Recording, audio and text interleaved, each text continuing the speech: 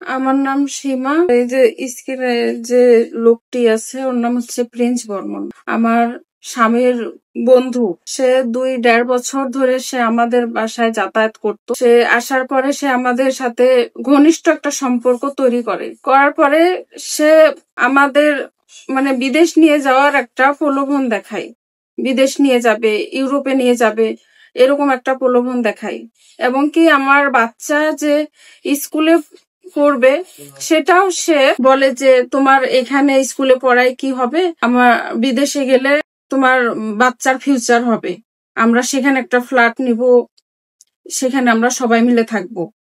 এরকম করে সে আমাদের আমাদের একটা সমিতি আছে ঢাকা ক্রেডিট, সেইখান থেকে আমাদের 10 লক্ষ টাকা লোন সে একাই সে এই প্রসেসিংটা করে এবং মানে সবকিছু সে দায়িত্ব নিয়ে আমাদেরকে মানে লোন তোলা করায়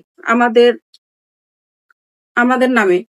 লোন তুলায় সে ওই 10 লাখ টাকা সে তার হাতে রাখে।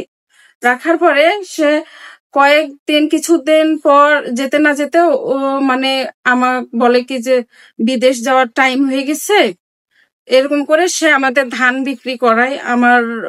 আমার মায়ের 1 লাখ টাকা সে মানে আমার মা রাস্তাতে কাজ করতো, সে ওই 1 লাখ টাকা সে আমার নিয়ে নেয়। এবং আমার ছেলের যে সেভিংস করছিলাম অল্প অল্প করে আমি টাকা জমাইছিলাম, সেই টাকাটাও সে নিয়ে নেয়।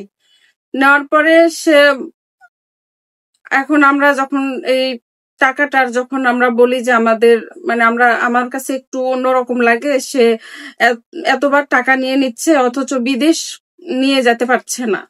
এরকম করে আমি যখন আমার একটু ডাউট লাগে তখন আমি তাকে বলি যে আমার টাকাটা দিতে হবে, মানে কিছু টাকা আমাকে দিতে হবে। পরে সে আমাকে একটা 5 লাখ টাকা 5,18,000 টাকার একটা চেক করে দেয়, লিখে দেয়, সে সই করে দেয়, সবকিছু চেক পূরণ করে দিয়ে সে বলে যে টাকাটা তুলে নাও। পরে সে একটা এজেন্সি একটা লোকের দ্বারাই সে আমাদের একটা মানে ফোন দেওয়ায়, মানে এজেন্সিতে কাজ করে, সে আমাদের বলে কি যে এই টাকাটা তুলো না, এই টাকাটা তুললে পরে মানে মানে প্রতারণা করে যে এই টাকা তুললে পরে তুমি প্রফিট পাবা না, এরকম করে সে ব্রেন ওয়াশ দেয়।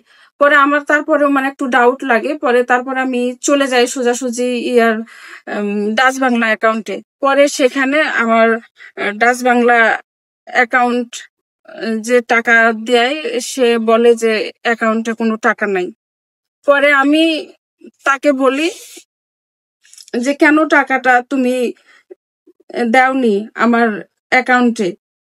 এক প্রকার আমি তাকে বলি যে আমার টাকা দিতে হবে। সে তখন মানে অনেক রকমের মিথ্যা কথা বলে সে আমাকে বলে যে তোমাকে আমি 3 দিন পরে তোমাকে টাকা দিচ্ছি, এখনো সে টাকাটা আসেনি, আমার অ্যাকাউন্টে জমা হয়নি, আমি যেখানে যে এজেন্সিতে কাজ করি সে টাকাটা এখনো জমা হয়নি।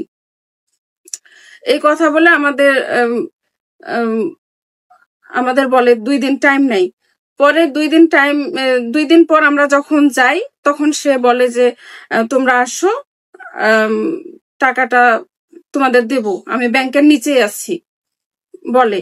পরে আমরা আসার পরে ওই দিন থেকে ফোনটা বন্ধ। পরে এখন আর খুঁজে পাইনি। পরে আমি আমি এই যে আপনাদের এখানে